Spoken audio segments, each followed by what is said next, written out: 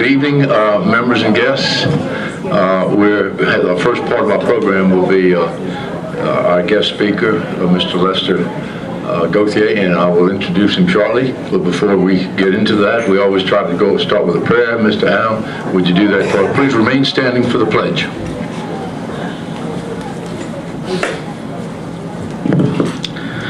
Our Heavenly Father, you have created the earth and set it spinning in its orbit. You have established the seasons by which we measure the years. As this new year beckons, we are truly in your hands. Help us to be better, more understanding people. Guide us, and though we may sometimes stumble, assure us that you will always be there to keep us on course. In Jesus' name, amen. I pledge allegiance to the flag of the United States of America and to the republic for which it stands, one nation, under God, indivisible, with liberty and justice for all. Thank you, Mr. Allen. As I mentioned, we have two parts of a program this evening. We're going to have a signing in of new members and officers for the year 2015, and that will be done by Mr. Louis Perrette, Clerk of Court Lafayette. He should be here during that period of time. But then, at the same time, we are very pleased and able to have Mr. Gauthier, Lester J. Gauthier, which I've known for a very, very long time, and most people in Lafayette have come and got to know this gentleman. He's got a BA degree in political science, 1970, University of Southwestern Louisiana, Lafayette. 2 semesters of graduate work towards master's degree in political science, University of Southwest Louisiana, 70-71, JD 1976 law degree from Paul A. Bear Law Center, Louisiana State University Law School, Baton Rouge, Louisiana. Work experience: 38 years as practicing attorney, engaged primarily in criminal defense and the representation of individuals in business and administrative hearings in both state and federal courts, with office in Lafayette, Louisiana. Membership: former Vice Chair of Lafayette Parish Democratic Executive Committee, Louisiana Associate of Criminal Defense Lawyers, former member of the Board of Directors, name of Order of Living Legends, to the Acadian Museum in Erath, Louisiana, for his work in the preservation of the French language and culture in Louisiana. Media experience: hosted a talk show directed to government, law, and politics on Acadian Open Channel, Lafayette, Louisiana, entitled Law Talk, from 1984 to the year 2000. Produced and announced the high school football AOC on Acadian Open Channel, Lafayette, Louisiana, from 84 to 1997. He's a guest political analyst, KPEL Radio, also 1992 to the year 2000. And we're happy that he's here with us this evening. Mr. Gauthier.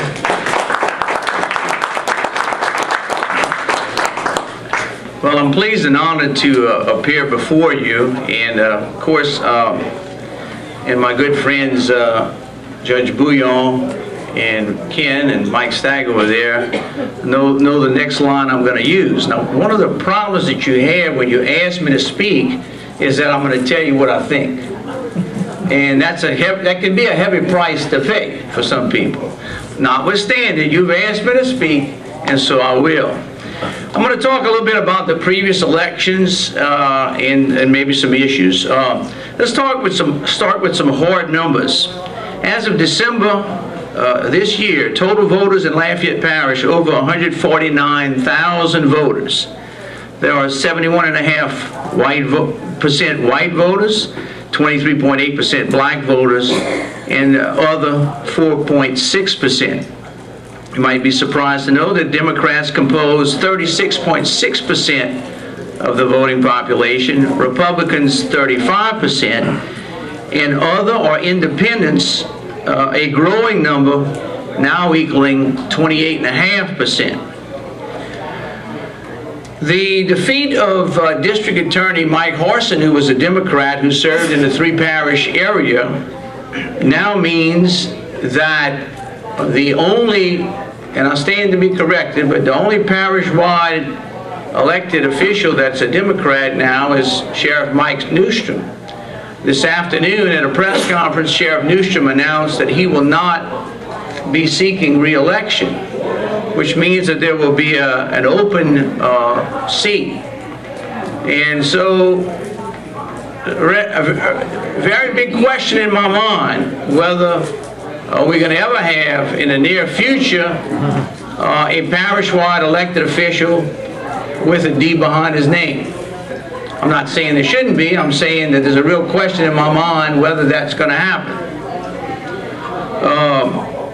Already announced, I believe, is Chad Leger, who's the police chief in Scott. Newsom, in his press conference, mentioned that he thought there were 8 to 10 qualified people who serve in his office who could do the job. With the defeat of longtime City Marshal Nicky Picard, who was also a Democrat, he was elected citywide.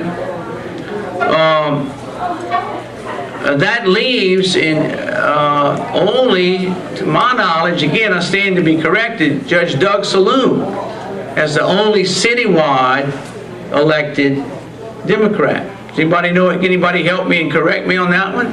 Any other citywide official? We have the city parish council. Right, but they're not elected citywide. They're not elected citywide. I'm talking about people who are either elected parish-wide or citywide. Now, the next comment I was going to make was applies to City Court Judge Francie Bouillon, who is here with us today. She ran as an independent, and she won re-election over Joe Riley, a Republican, by a 58.7% margin to 41.3% margin. Riley was a native of New Orleans who came here after Katrina, and quite frankly was not very well known even in the legal community. Notwithstanding that fact, he got 41% of the vote. He had an or behind his name. I looked specifically at Broadmoor Elementary Precinct, Precinct 83. In that precinct, Joe Riley received 445 votes to Judge Bouillon's 354 votes. And it would surprise me if 10 people in that precinct know who Joe Riley is. It would surprise me. I'm not trying to be critical, I'm being analytical. He had an or behind his name, and in that precinct, he got 445 votes to Judge Bouillon's 354. The City Marshal's race, Brian Pope, a Republican, beat Kip Giudice, an independent, by a margin of 52.3% to 47.7%. In my view, Pope's win was slightly wind-aided by the fact that he had an or behind his name. And in my view, going into that race, I thought Pope was probably the favorite based upon the fact that he had an or behind his name. Although the race was actually a very close one. Interesting to note that Giudice, coming off of this race, works for the Sheriff's Department, and there's some possibility that he could just keep running and run for sheriff. I have no inside information as to that, but that's something that could happen. Next, we turn our attention to the Lafayette Parish School Board races, where only 2 incumbents were returned to office, and they were Tommy Angel in the Carencro area and Timmy Chasson, who represents a minority district, a majority district. 3 incumbents chose not to run. They were Ray Trahan, Greg Aubrey, and Mark Babineau. Mark Babineau ran for judge in Carencro. He did not win that race, but he chose not to seek re-election. 4 incumbents were defeated in their bids for re-election. They were Hunter Beasley, Shelton Cobb, Mark Cockerham, and Kermit Bouillon. Interesting to note that the Lafayette Parish Chamber of Commerce, in the form of its Empower PAC, was involved in endorsing 7 candidates who ran for school board. I can't help but ask the question. The question in my mind is, what does the Chamber of Commerce know about who are the best candidates for school board? That's a question. People have different answers to that. Notwithstanding that, they endorsed 7 candidates. 3 candidates that they endorsed, Mr. Centani, who's here with us tonight, Eric Kniezek, and Jeremy Hidalgo, won. The other 5 candidates they endorsed, excuse me, 1, 2, 3, 4. The other 4 candidates they endorsed did not win re-election, including 3 of the incumbent school board members who were avowedly pro the then Superintendent Cooper and in favor of his turnaround plan.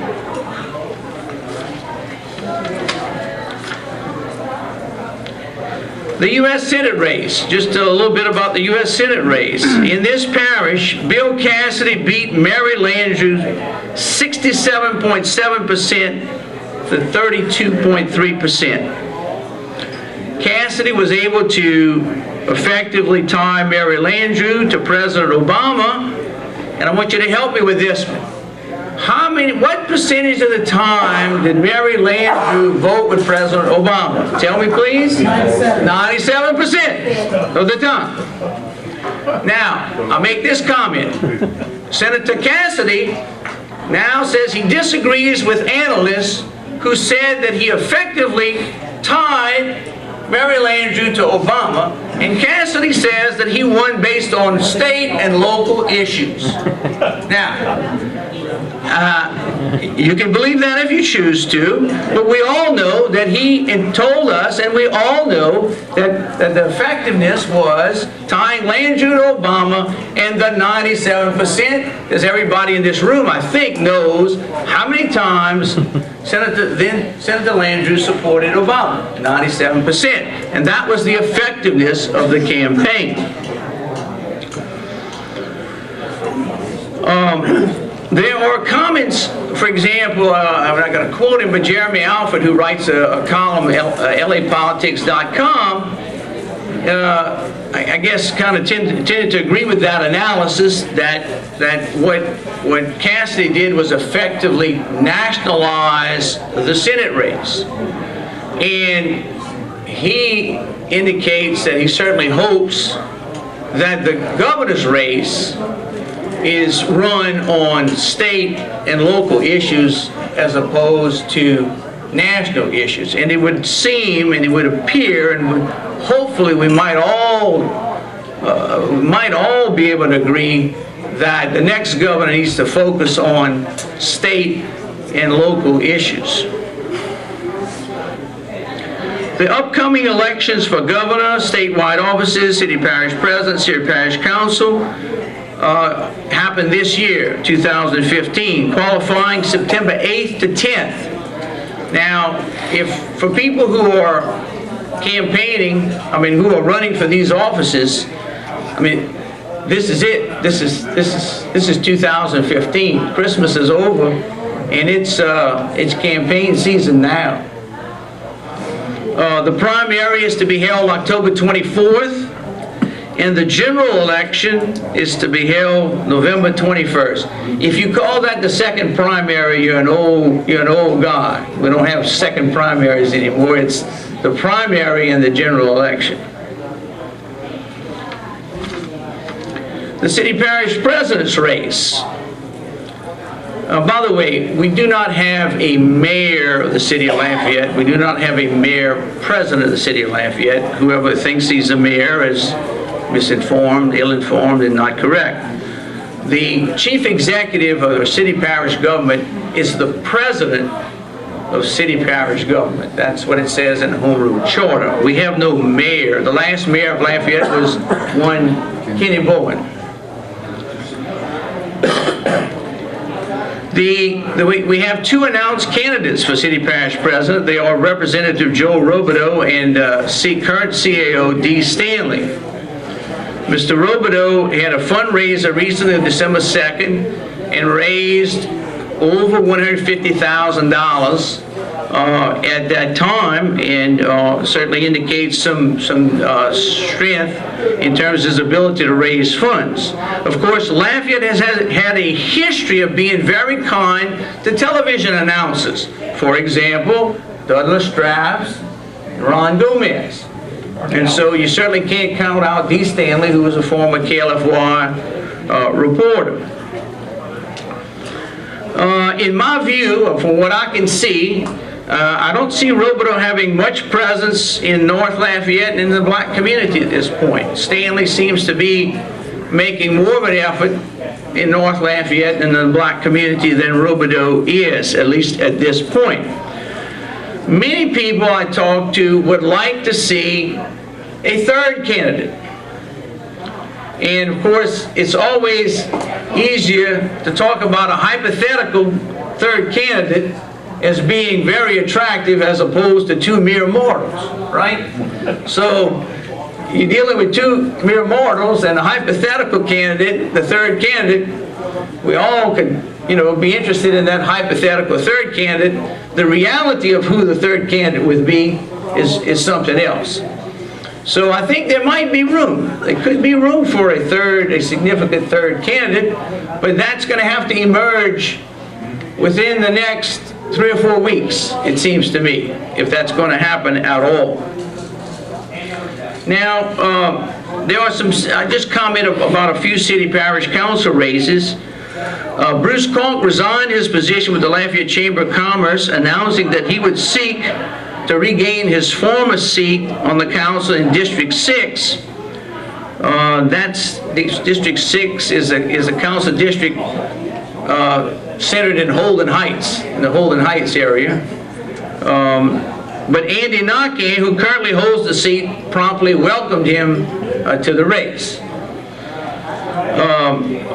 Shelton Cobb's defeat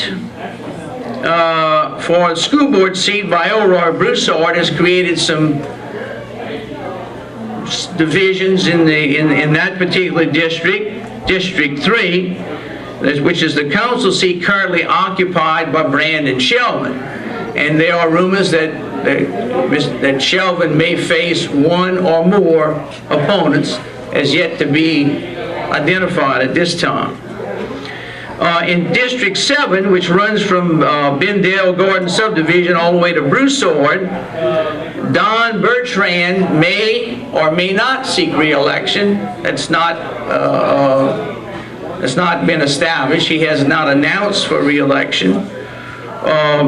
Nanette Cook, who is the wife of David Cook and the daughter of Al Seymour, former city councilman, has indicated she's running. And Pastor Bobby Richard of Hope Alive Church, centered in an old Winn-Dixie right across from Walmart on Pinhook Road, has a very large congregation. There's some indication that he may be a candidate. So that's about all I have. I'll be happy to try to answer any questions about anything that I've said. How many of them are lawyers? How many of them are lawyers? Yeah. Let's see. You mean, have any of them that are running? Yeah. Well, Dee Stanley's not a lawyer. Joe Robideau's not a lawyer. Joe's a CPA. There is a lawyer who won a race in the school board race, Dawn Morris, beat Cockerham. Dawn Morris used to represent the school board, and she beat Cockerham. She's a lawyer. That should disqualify her from office, don't you think, Mr. Green? At least presumptively, huh? At least presumptively. Yes. Mary Landrieu going to stay in Washington? I would think so. I would think that she's run her last race, and I mean, you see articles now, and I know I'm in Lafayette, Louisiana. I'm on the south side of town, but you see articles now about what Landrieu accomplished for this state in 18 years, and she did accomplish some things for the state. I understand she's out, she's gone, she lost. I got that. But she served for 18 years and she accomplished quite a few things for the state. You see the articles coming out now acknowledging some of the things she did accomplish. But she's history. I mean, she's beaten, and she will not be a candidate. Now, we didn't, in fact, I know what I didn't talk about. I didn't talk about the governor's race. We have, I think, 4 announced candidates now. David Vitta, who is just about a cinch to make the runoff.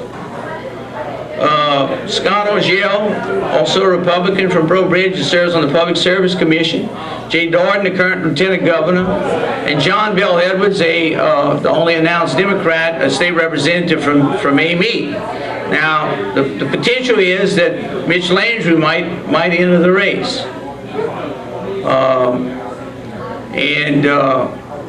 You know, obviously he would suffer from the negativity that just took place in the Landrieu race, but at the same time, and this is just an anecdotal story, Mitch Landrieu was in Dwyer's Cafe the other day and talking with a staunch Republican. They sat and talked, and after Mitch Landrieu talked to him, the guy said, well, you know, I'm not voting for his sister, but I might be able to vote for him.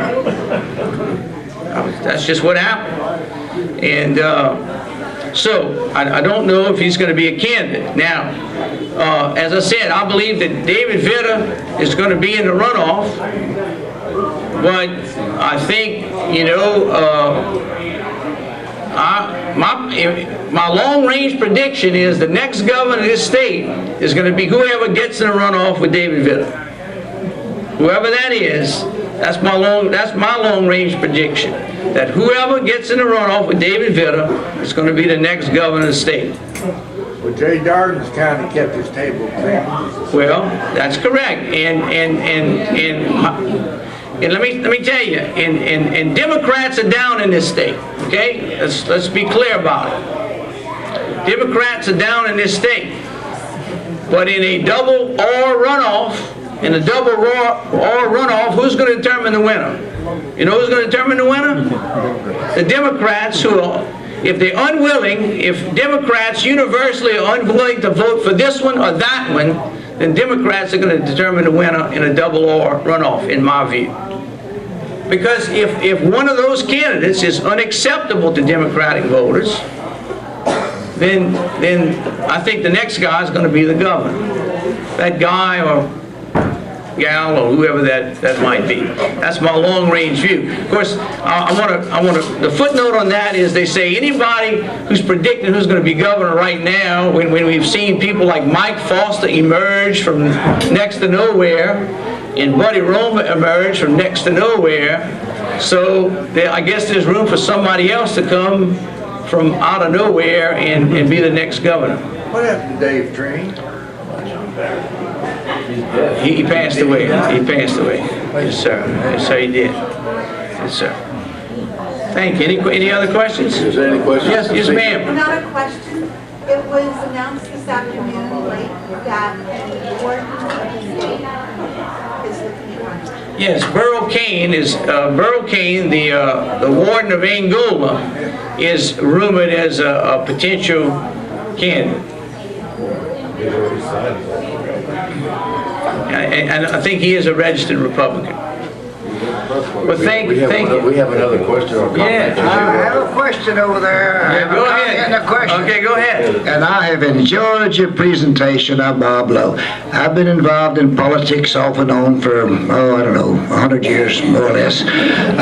But the American people have expressed themselves in all of the recent elections. They want to have a balanced budget. They want to have less governmental control, and they want to have more opportunities for people to run their business as they should. And this is something I think that all of us could support. Now, when some party comes along, some organization comes along and says, we have the solution to the problem in America, they get a bunch of votes. But Americans right now are disappointed. We're sick and tired of having excuses come out of Washington that says we couldn't do this because so-and-so objected to it. What he brings out this evening, and should be brought out, is we must support a good program. We must be involved. We must sit at home on election day, and we must get a change in America today. Thank you.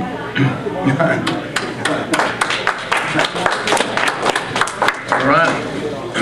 Thank you very much. You have any closing statement? No, I don't. I thank you very much. I thank you for the opportunity to present this information and the commentary. It's not meant to be critical. When I discuss politics, I don't mean to be critical. I mean to be analytical. And so what I've done today is give you my analysis. Not meant to be offensive in any way to any party, person, or other thing, but it is my analysis. Thank you very much. Thank you very much, Lester. We appreciate that. We have, while waiting for our clerk of court, Mr. Perrette, he should be in here shortly, but we do have a gentleman who has an announcement he'd like to run by you and see what you think. Mr. Ray Green, he's not going to talk all night, I guarantee you that. But he's got some great ideas and certainly worthy listening to what he has to say this evening. Thank you very much. Ray? Ray blue or red green? Green. Oh, green. What I call it? Good evening, everyone. My name is Ray Green. I'm here to do 4 things tonight. Number 1, to arouse your curiosity. 2, to ask a question. 3, to give you an invitation. And 4, to ask for your opinion. I wore this cap tonight for one specific reason. About a year or so ago, I was at the Acadiana Mall, the food court. There were 3 Lafayette High School seniors sitting next to me.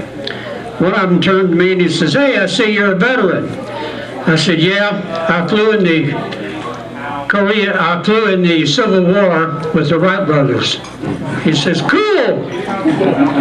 I said, "Young man, do you know when the Civil War was?" "No." "You ever hear of the Wright brothers?" "No." Were you in the Korean Army?" I said, "No." "Why?" "Well, you got a Korean cap on." I said, "That's because I was over there, but I guarantee you I was not in the Korean Army." Starting soon and nationwide, high school students are not getting proper instruction, education on basic fundamental principles, such as the Constitution, government, and civics. Many schools, many scholars, quite concerned about the future of our, shall we say, our country, and the kids that grow up and take over many of the positions that are now being held. Former Supreme Court Justice Sandra Day O'Connor laid down the line. She says, "This lack of information on the Constitution, on civics and government is the quiet crisis in education." Recently, 2 states gave high school seniors the same quiz that is required for immigrants to pass to become citizens of the United States. I have the quiz here. It's from the U.S. Citizenship and Immigration Services, 100 civic history and government questions, 100 of them. 20 states, as of this moment, including Louisiana, are now trying to make a bill stating that all high school seniors have to pass this test in order to graduate. So we'd like, at the end of this short presentation, I'd like to get your opinion on that. Recently, 2 states gave this test to all high school seniors. Less than 5% of the entire high school senior student body got at least 40 of the questions given, and there were 100 questions given. That to me is unacceptable, totally. Question, think about this. Are you smarter than an immigrant right now regarding the Constitution, civics, and government? Would you like to find out? We conduct constitutional classes every 2nd and 4th Saturday, starting this Saturday at Thomas Park Recreation Center. We're going to be making the people aware of these 100 questions. They're very simple. Any high school senior should pass this with flying colors. I find it strange that in the past month I've asked at least 8 elected officials, state officials, their opinion about this. All 8 of them say, absolutely, I think that's a wonderful idea.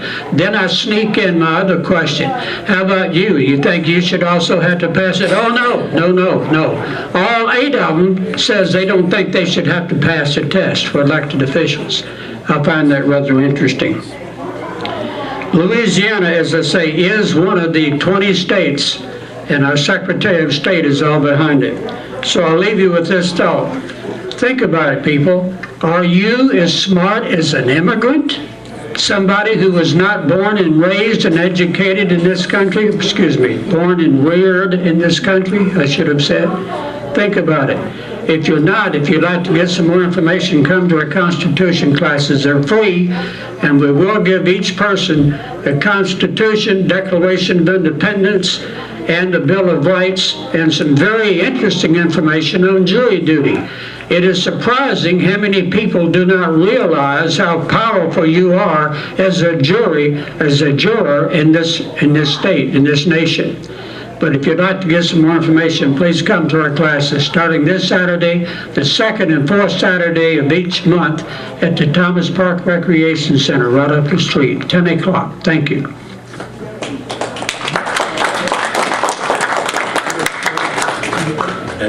I'm not sure.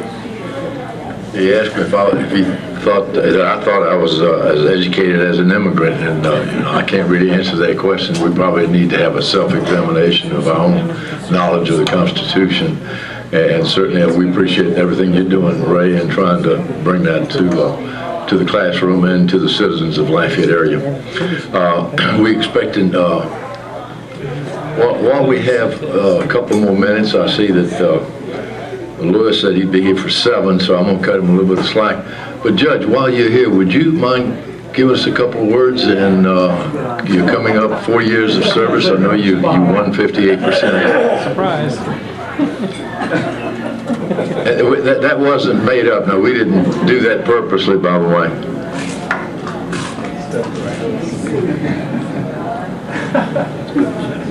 Why don't you give Carol?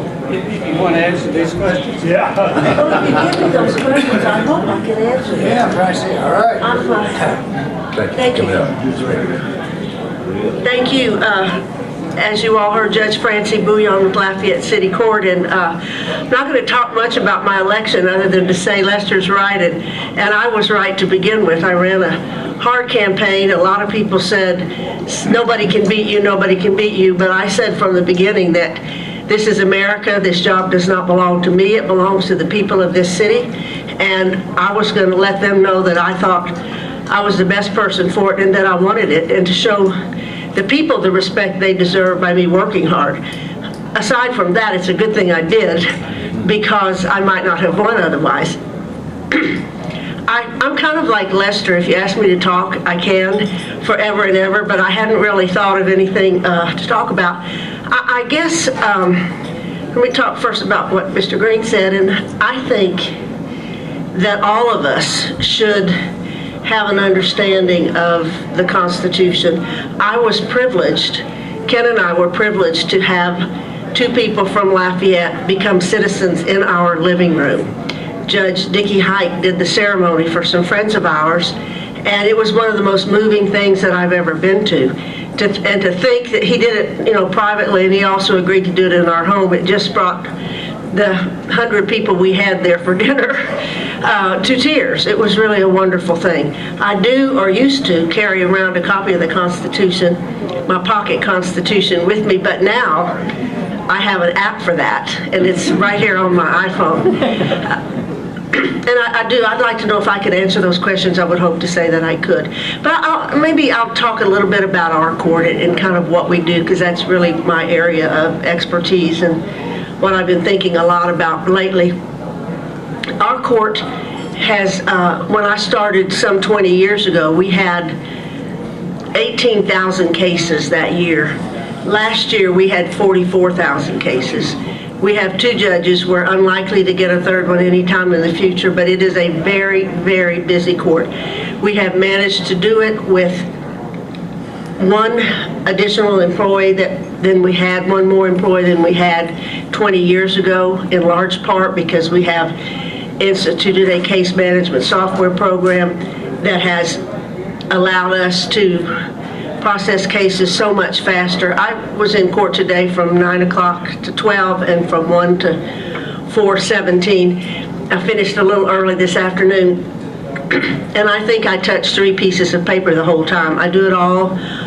on our case management software, I do barcodings. I know who's there, who's not there.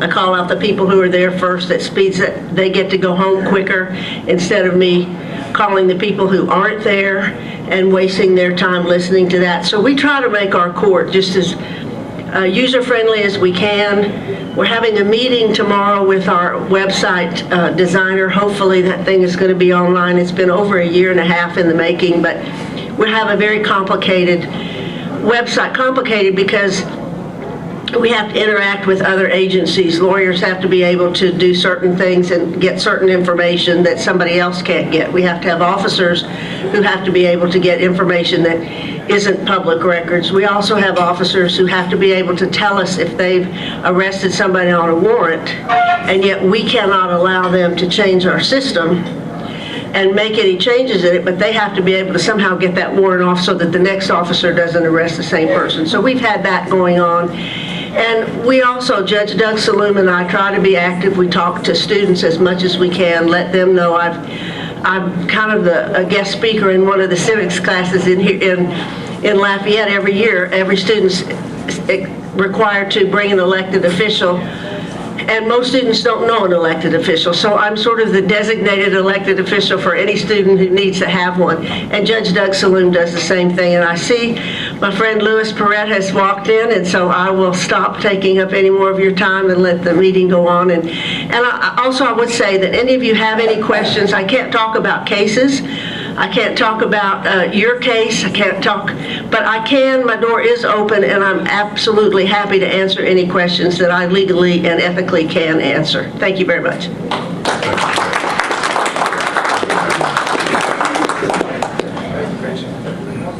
Louis, would you please come up and maybe we can get me organized here, if you will.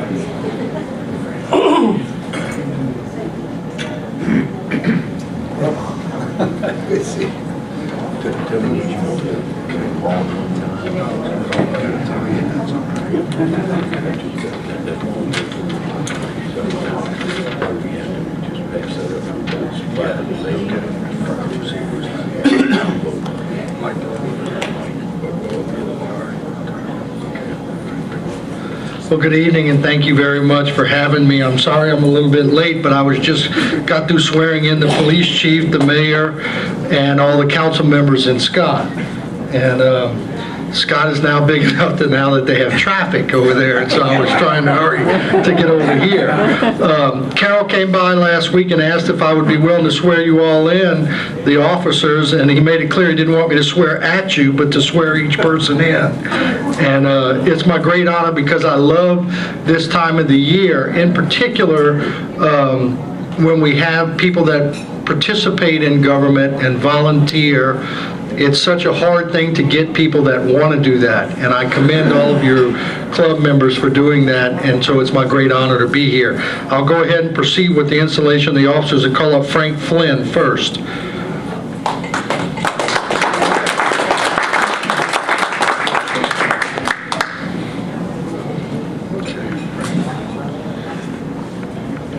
Please, how are you, sir? All right, would you please raise your right hand?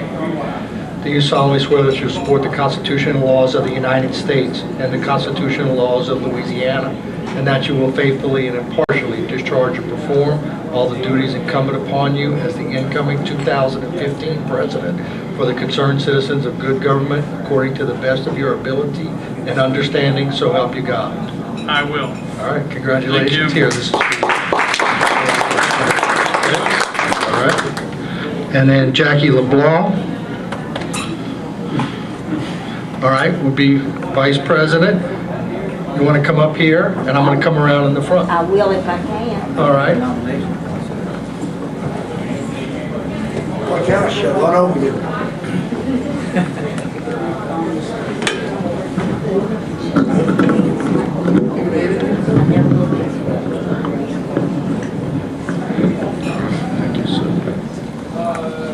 How are you? Not since I got married did I swear to anything. All right, hold this right here. Okay. Please raise your right hand. Do you solemnly swear that you will support the Constitution and laws of the United States and the Constitution and laws of Louisiana, and that you will faithfully and impartially discharge and perform all the duties incumbent upon you as Vice President for the concerned citizens for good government, according to the best of your ability and understanding, so help you God. So help me God, I do. Congratulations, baby. Oh, thank you. All right, Ella Arsamot.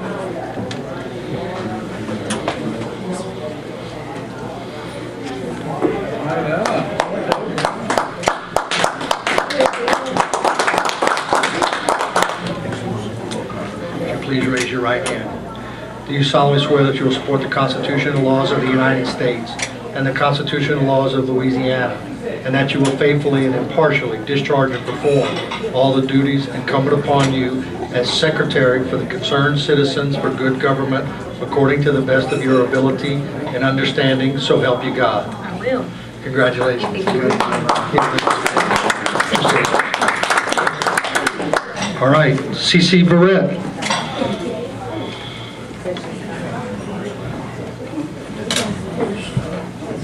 Most important person with the money. Okay.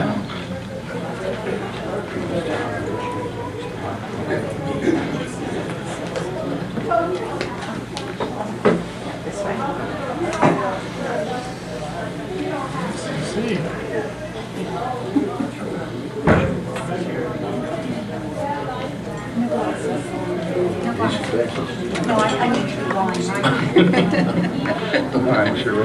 Would you please raise your right hand? Do you solemnly swear that you will support the Constitution and laws of the United States and the Constitution and laws of Louisiana, and that you will faithfully and impartially discharge and perform all the duties incumbent upon you as the treasurer for the concerned citizens for good government, according to the best of your ability and understanding, so help you God? I do. I will. Congratulations. Thank you. Thank you so much. All right. All right, Carol, I'm going to turn it back over to you.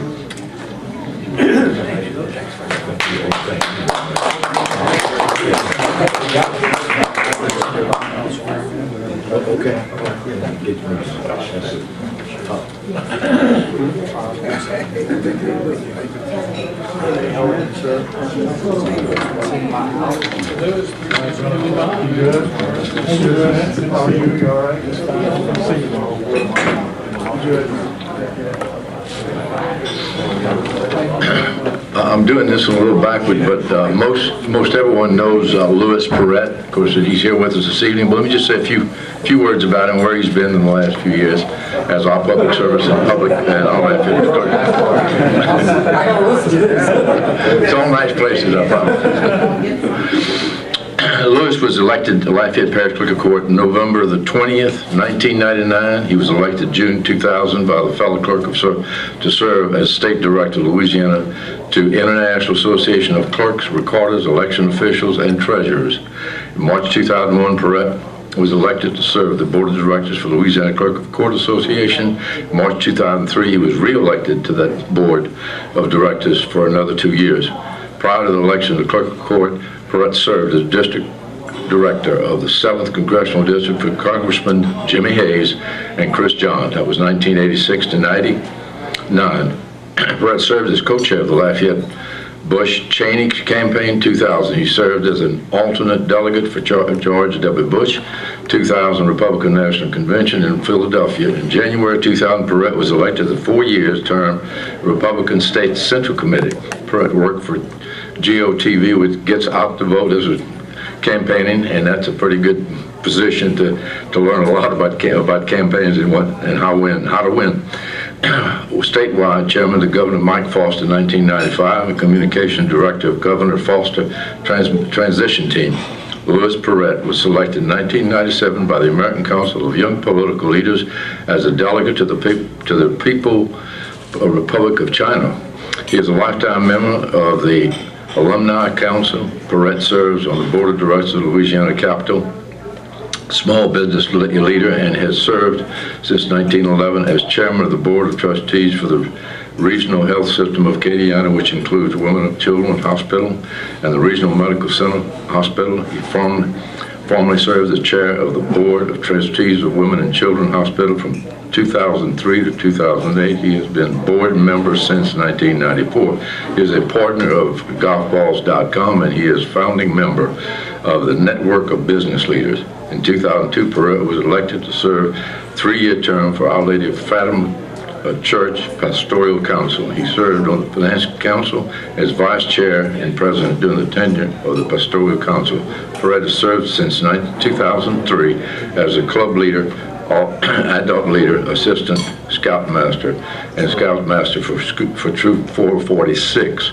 In 2012, Perret was appointed to the executive board of Evangeline Area Boy Scouts of America. Louis Perret is an NRA certified pistol, rifle, and shotgun shooting instructor, as well as a range safety officer. Partial list of organizations he has raised money for on behalf includes the United Way, Games of Acadiana, Children's Shelter, American Cancer Society, Ducks Unlimited, and the Acadiana Outreach Center. Perret graduated from Our Lady of Fatima High School and the University of Southwestern Louisiana with a BS degree. He became a certified clerk of court in 2000 by the Louisiana Clerk of Court Institute in 2002. Louis Perret was the first clerk of court in the state of Louisiana to receive a chancellor's certificate in public administration from the University of Missouri, offered through the International Association of Clerks, Recorders, Election Officials, and Treasurers.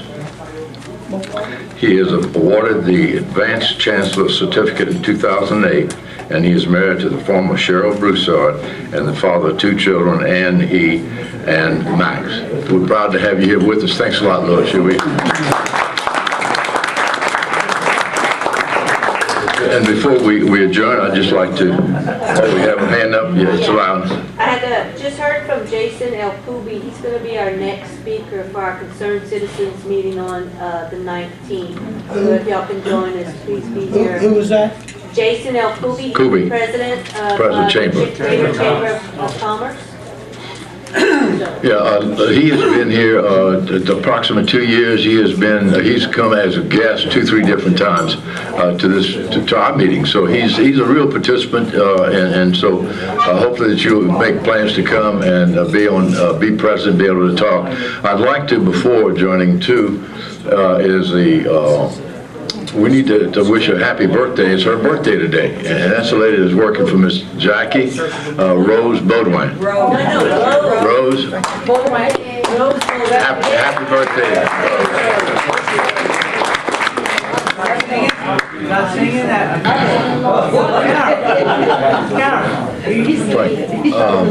Frank is handing out some. What's that? Frank has got constitutional copies if you need to have one here. If there's not any questions or anything, I entertain a motion that we close the meeting, and appreciate everyone being with us here this evening. Okay? Good night. Schedule our meeting.